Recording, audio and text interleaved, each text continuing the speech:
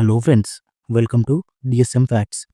ఈ ప్రపంచంలో మనం కళ్ళు తెరిచినప్పుడు మొదట చూసేది, మళ్ళీ కళ్ళు మూసేటప్పుడు చివరిగా తలుచుకునేది, బహుశా ఈ రెండు సందర్భాల్లోనూ ఉండే కామన్ పర్సన్ అమ్మ. మన లైఫ్లోకి ఎంతోమంది వస్తుంటారు, వెళ్ళిపోతూ ఉంటారు. Friends, lovers, colleagues.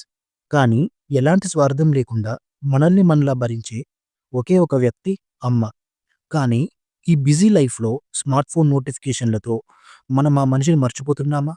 అమ్మే కదా! ఎక్కడికి వెళ్తుందిలే అని లైట్ తీసుకుంటున్నామా? ఈరోజు ఈ వీడియోలో మనం అమ్మని చూసే కోణాన్ని మార్చే ప్రయత్నం చేద్దాం. కేవలం ఎమోషనల్‌గానే కాదు, సైంటిఫికల్‌గా, సైకలాజికల్‌గా అమ్మ అనే ఒక ఎలిమెంట్ మన లైఫ్‌ని ఎలా నడిపిస్తుందో తెలుసుకుందాం. నమ్మండి నన్ను, ఈ 20 నిమిషాల్లో ఒక్క నిమిషం కూడా మీ టైం వేస్ట్ చేయను.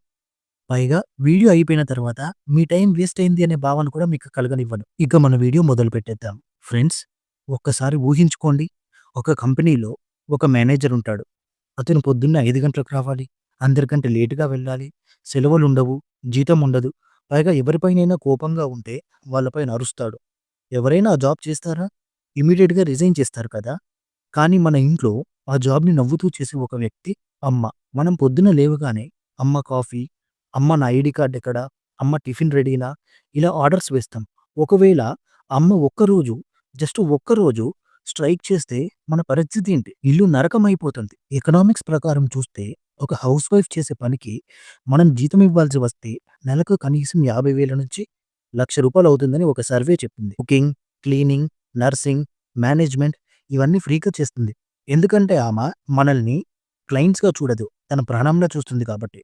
మనం దాన్ని డ్యూటీ అనుకుంటున్నాం. కానీ అది లవ్. ఈ డిఫరెన్స్ మనం ఎప్పుడు గుర్తిస్తాం? ఇప్పుడు మనం కాస్త సైన్స్ మాట్లాడుకుందాం. ఎందుకంటే మన ఛానల్ పేరు డిఎస్ఎం ఫ్యాక్ట్స్ కదా! అమ్మ ప్రేమ అనేది కేవలం కవిత్వం కాదు. అది బయాలజీ. ఇది మీకు తెలుసా ఫ్రెండ్స్? మైక్రోమెరిజం అనే ఒక కాన్సెప్ట్ ఉంది. అంటే ప్రెగ్నెన్సీ టైంలో బిడ్డ రక్తంలోని కొన్ని కణాలు తల్లి బ్రెయిన్‌లోకి వెళ్తాయి.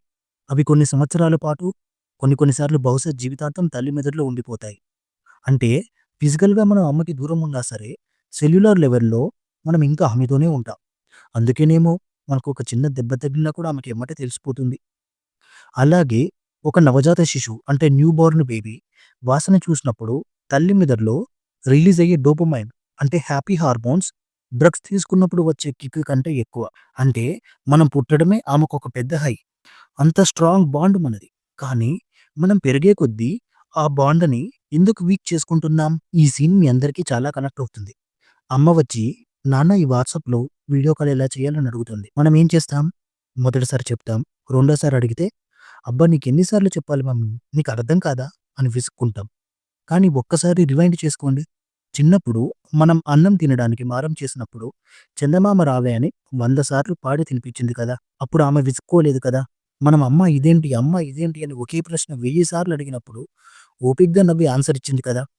మరిప్పుడు టెక్నాలజీ విషయంలో ఆమె అదే చిన్న పిల్లవాడిలా బిహేవ్ చేస్తుంటే మనకెందుకంత కోపం? ఎవరైతే ఇంటికి దూరంగా హాస్టల్స్‌లో లేకపోతే వేరే సిటీస్‌లో జాబ్స్ చేస్తున్నారో వాళ్ళకి అమ్మ విలువ ఇంకా బాగా తెలుస్తుంది. బయట రెస్టారెంట్స్‌లలో రూ. 500 పెట్టి బిర్యానీ తిన్నా కూడా అందులో టేస్ట్ ఉంటుంది కానీ తృప్తి ఉండదు. అదే ఇంటికి వెళ్ళినప్పుడు అమ్మ చేసే పప్పుచారు లేదా పచ్చడన్నం తింటే వచ్చే కిక్కే వేరు. ఎందుకు చెప్పనా? హోటల్ వాడు చేసేది బిజినెస్ కోసం. అమ్మ ఆకలి తీర్చడం కోసం వండుతుంది. మనం ఇంటికి వెళ్తున్నామని తెలిస్తే చాలు, మనకిష్టమైనవన్నీ లిస్ట్ రాసుకొని ఆ వంటగదిలో చెమటలు కక్కుతూ గంటలు గంటలు కష్టపడుతుంది. మనం తినేసి బాగుంది అని ఒక్క మాట చెప్తే చాలు, ఆమె పడ్డ కష్టం మొత్తం మర్చిపోతుంది. సో, నెక్స్ట్ టైమ్ కూరలో ఉప్పు తక్కువైందనో, కారం తక్కువైందనో కంప్లెయింట్ చేయకండి. జస్ట్ తినండి. ఎందుకంటే ఆ చేదు వంట దక్కని వాళ్ళు కూడా ఎంతోమంది ఉన్నారు బయట. ఇది కొంచెం చేదు నిజం. కానీ మనం మాట్లాడుకోవాలి. మనం పరిగెత్తుతున్నాం. అంటే అమ్మకి వయసైపోతుందని అర్థం. ఆమె ముఖంలో మడతలు పెరిగిపోతున్నాయి. ఆమె నడకలో వేగం తగ్గిపోతుంది. మనం కెరియర్, ఫ్రెండ్స్, లవ్ అంటూ బిజీగా పరిగెడుతుంటే ఆమె ఒంటరిగా వెనకబడిపోతుంది. మనం ఫోన్ చేసి మాట్లాడటమే ఆమెకొక ఎంటర్‌టైన్‌మెంట్ అబ్బా!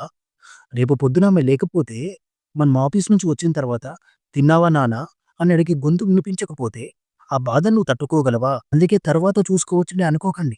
ఉన్నప్పుడే ప్రేమను చూపించండి. ఏమో, రేపు నీ దగ్గర టైం ఉండొచ్చు.